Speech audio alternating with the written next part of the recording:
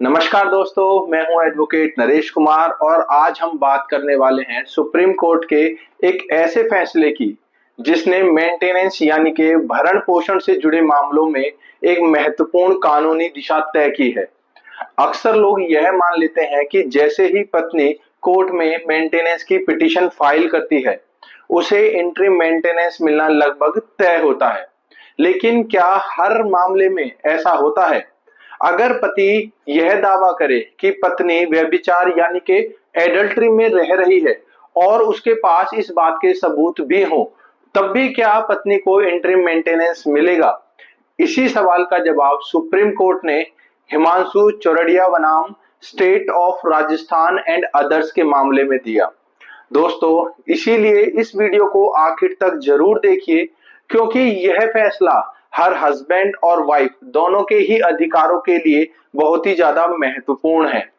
दोस्तों, इस मामले की शुरुआत एक वैवाहिक विवाद से शुरू होती है। पति और पत्नी की शादी वर्ष 2014 में हुई। शादी के बाद कुछ समय के बाद दोनों एक दूसरे से लड़ाई झगड़ा करने लगे और अलग रहने लगे। उनके बीच में एक बच्चा भी हुआ और धीरे धीरे ये मतभेद इतने बढ़ने लगे कि वह अलग रहने लगे।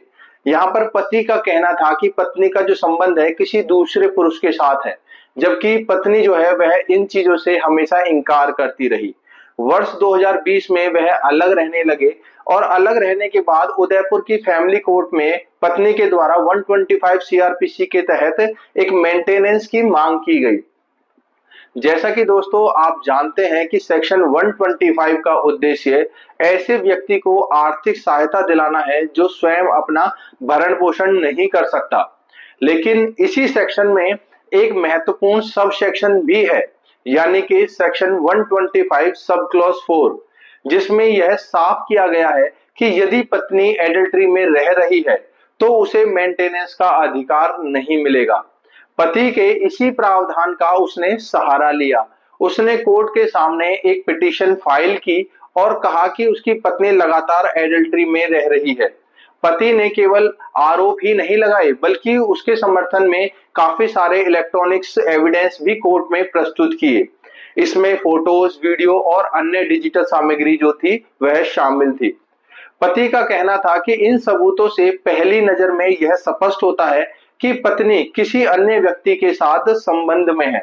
इसीलिए जब कानून स्वयं ऐसी पत्नी को मेंटेनेंस का अधिकार नहीं देता, तब इंटरिम मेंटेनेंस भी उसको नहीं दिया जाना चाहिए। अब यहाँ सबसे बड़ा सवाल यह था कि क्या कोर्ट केवल अंतिम सुनवाई के बाद ही मेंटेनेंस तय करेगी कि पत्नी को मेंटेनेंस मिलना चाहिए या फिर नहीं मिलना चाहिए। फिर अगर पहली नजर में सबूत जो है वह मौजूद हो, तो इंटरिम मेंटेनेंस को कोर्ट के द्वारा रोका भी जा सकता है।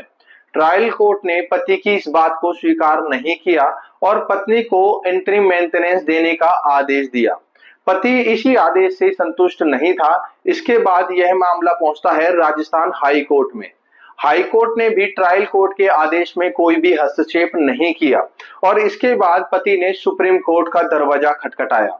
सुप्रीम कोर्ट के सामने सबसे महत्वपूर्ण प्रश्न यही था कि क्या सेक्शन 125 सब क्लॉज 4 केवल अंतिम निर्णय के समय ही लागू होगा या फिर इंटरिम मेंटेनेंस पर भी इसका प्रभाव पड़ सकता है।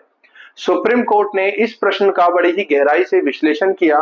कोर्ट ने कहा कि सेक्शन 125 एक सामाजिक कल्याण का कानून है और इसका जो उद्देश्य है वह जरूरतमंद पत्नी और बच्चों की सहायता करना है।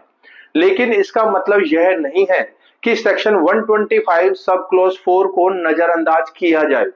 सुप्रीम कोर्ट ने कहा कि यदि पति केवल सामान्य आरोप लगाए और उसके पास कोई भी विश्वसनीय एविडेंस मौजूद ना हो, तो पत्नी को केवल आरोपों के आधार पर इंटरिम मेंटेनेंस से वंचित नहीं किया जा सकता। लेकिन यदि पति के पास प्रथम दृष्टया यानी प्रामा फेसिया ऐसे एविडेंस मौजूद हैं, ऐसे साक्ष्य वह कोर्ट में प्रस्तुत कर देता है जिससे यह प्रतीत हो कि पत्नी वास्तव में एडल्ट्री में रह रही है, तो कोर्ट इंटरिम मेंटेनेंस देने से इनकार भी कर सकती है। कोर्ट ने यह भी स्पष्ट किया कि प्रामा फेसिया का अर्थ अंतिम रूप से दोष सिद्धि नहीं है। इसका मतलब केवल इतना है कि पहली नजर में जो सामग्री, जो एविडेंस उपलब्ध किए गए हैं वह इतने मजबूत हैं कि मामले की गंभीरता को दिखाते हों। अंतिम फैसला तो पूरी सुनवाई और सभी एविडेंस के परीक्षण के बाद ही होगा। सुप्रीम कोर्ट के द्वारा हाई कोर्ट के फैसले को सेटिसाइड किया गया और यह मामला दोबारा ट्रायल कोर्ट के पास भेजा गया ताकि इस पर दोबारा सुनवाई की जा सके और जो भी एविडेंस हैं उनको स्पष्ट रूप से कोर्ट के सामने रखा जाए। इसीलिए दोस्तों, यह फैसला हर हस्बैंड और वाइफ दोनों के लिए ही बेहद ही महत्वपूर्ण है। इससे पहले कई मामलों में एक्चुअल में यह माना जाता था कि इंटरिम मेंटेनेंस लगभग अपने आप ही मिल जाता है जब भी पत्नी कोर्ट में एप्लीकेशन लगाती है। लेकिन अब सुप्रीम कोर्ट ने ये साफ कर दिया है, यदि रिकॉर्ड पर पहली नजर में मजबूत एविडेंस मौजूद हो तो कोर्ट इंटरिम मेंटेनेंस देने से मना कर सकती है। दोस्तों, यह फैसला पतियों के लिए भी एक संदेश है कि यदि वे धारा 125 सब क्लॉज 4 का सहारा लेना चाहते हैं तो उनके पास मजबूत एविडेंस प्रस्तुत होने चाहिए। और वहीं पत्नियों के लिए भी यह संदेश है कि यदि उन पर ऐसे आरोप लगाए जाते हैं तो वे उनका कानूनी तरीके से जवाब दें और कोर्ट के सामने अपने पक्ष को मजबूत करने के लिए एविडेंस पेश करें। तो दोस्तों, अगर आपको आज की यह जानकारी उपयोगी लगी हो तो वीडियो को लाइक जरूर करें और अपने दोस्तों और परिवार के साथ इस वीडियो को ज्यादा से ज्यादा शेयर करें ताकि अधिक से अधिक लोगों तक सही कानूनी जानकारी पहुंच सके। अगर आपने अभी तक हमारे चैनल को सब्सक्राइब नहीं किया है तो दोस्तों जल्दी से चैनल को सब्सक्राइब कर लीजिए और साथ ही बेल आइकन दबाना बिल्कुल भी ना भूलें, क्योंकि जो भी हम वीडियोस डालते हैं वह कहीं ना कहीं आपकी लाइफ में यूजफुल होती हैं, इम्पैक्टफुल होती हैं। तो दोस्तों, अगर आपको यह जानकारी अच्छी लगी हो तो जल्दी से चैनल को सब्सक्राइब कीजिए और कोई भी अगर आपका डाउट है, कोई भी ऐसा क्वेश्चन है जो आप पूछना चाहते हैं, वह आपके अपने केस से रिलेटेड हो सकता है, आपके किसी रिलेटिव के केस से रिलेटेड हो सकता है। अगर कोई भी क्वेश्चन है तो आप जल्दी से कमेंट कीजिए। मैं पूरी कोशिश करता हूं कि जो भी कमेंट आपके द्वारा डाला जाता है मैं उस पर रिप्लाई करूं और आपको एक आंसर दे सकूं। तो दोस्तों, कोई भी डाउट हो जल्दी से कमेंट कीजिए, वीडियो को ज्यादा से ज्यादा लोगों के पास शेयर कीजिए। मिलते हैं अगली वीडियो में किसी और नई कानूनी महत्वपूर्ण जानकारी के साथ। तब तक के लिए थैंक यू वेरी मच।